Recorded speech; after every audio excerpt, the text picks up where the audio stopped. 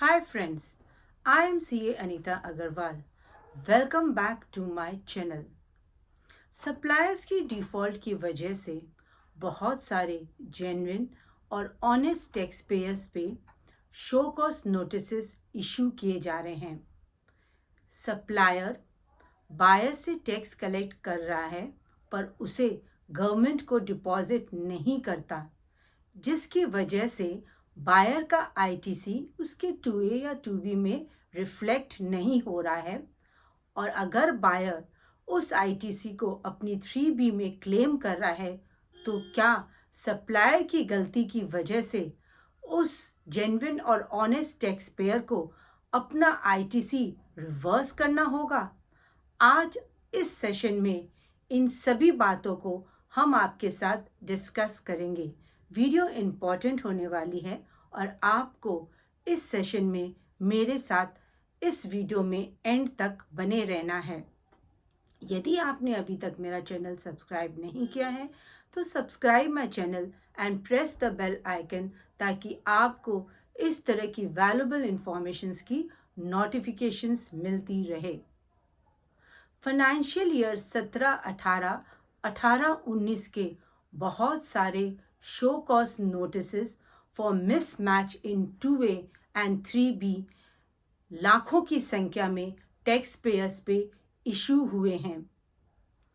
इस संदर्भ में हम आपके साथ लैंडमार्क कलकत्ता हाई कोर्ट का judgment in case of Suncraft energy private limited versus assistant commissioner of West Bengal discuss करेंगे।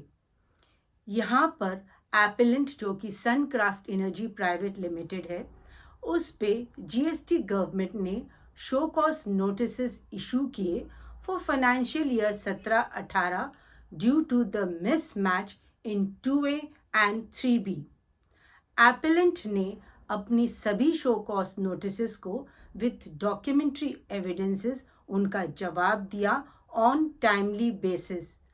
फिर भी उसकी इन सारी दलीलों को डिसमिस करते हुए जीएसटी डिपार्टमेंट ने उसके ऊपर डिमांड ऑर्डर सर्व किया, जिसके अगेंस्ट सनक्राफ्ट एनर्जी प्राइवेट लिमिटेड ने कलकत्ता हाई कोर्ट में एक रिट पिटीशन फाइल किया, जिसमें उसने अपनी बात को कलकत्ता हाई कोर्ट में रखते हुए यह कहा कि उसने सेक्शन 16(2) की सभी कंडीशंस को कंपाइल किया है।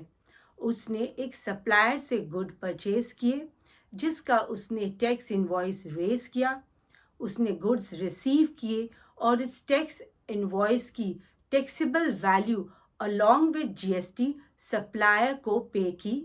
और फोर्थली उसने अपनी सभी रिटर्न्स को under section 39 on timely basis file किया। यहाँ पर जो सेक्शन 16(2) की थर्ड कंडीशन है कि supplier should pay the taxes to the government, उसे सप्लायर ने कंपाइल नहीं किया।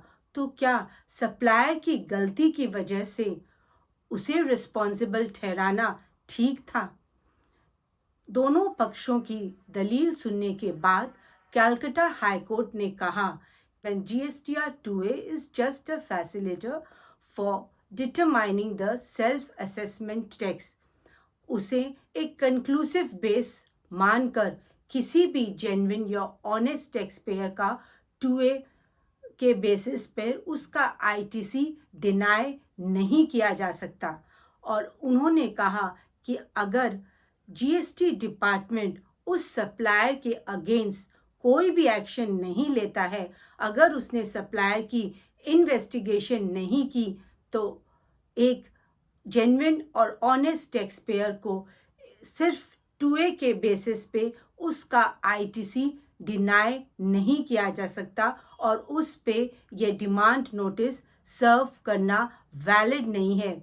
इसलिए उन्होंने जीएसटी डिपार्टमेंट की ये डिमांड ऑर्डर को रद्द करते हुए इस अपील का जजमेंट सनक्राफ्ट एनर्जी प्राइवेट लिमिटेड के फेवर में देते हुए यह कहा कि यहाँ पर जीएसटी डिपार्टमेंट को पहले एक सप्लायर के अगेंस्ट एक्शन लेना होता है, उन्हें सप्लायर के अगेंस्ट इन्वेस्टिगेशन करनी चाहिए। अगर इन्वेस्टिगेशन के दौरान यह पाया जाता है कि सप्लायर आइडेंटिफाइबल नहीं है, कि सप्लायर मिसिंग है, या सप्लायर और बायर के बीच में कोई मिलीभगत चल रही है, या उन्हें अगर 100% ये कंफर्म हो जाता है कि सप्लायर से किसी भी सूरत में टैक्स रिकवर करना पॉसिबल नहीं है, उसी सूरत में they can proceed further to recover those taxes from the buyer.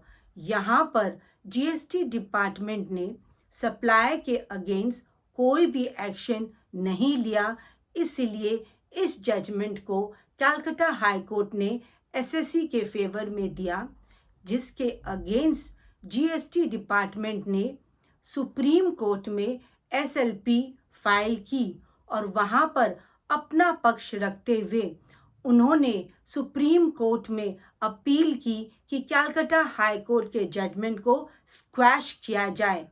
पर सुप्रीम कोर्ट ने कलकत्ता हाई कोर्ट के जजमेंट को बरकरार रखते हुए जीएसटी डिपार्टमेंट को एक तगड़ा झटका दिया। This is a big relief for all the genuine and honest tax payers, क्योंकि सुप्रीम कोर्ट का जजमेंट अब लॉ बन चुका है।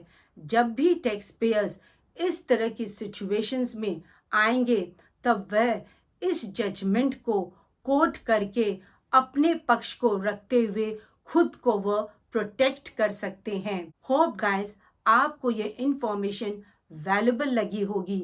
Share this information with your friends and relatives. Thanks for watching. जय हिंद।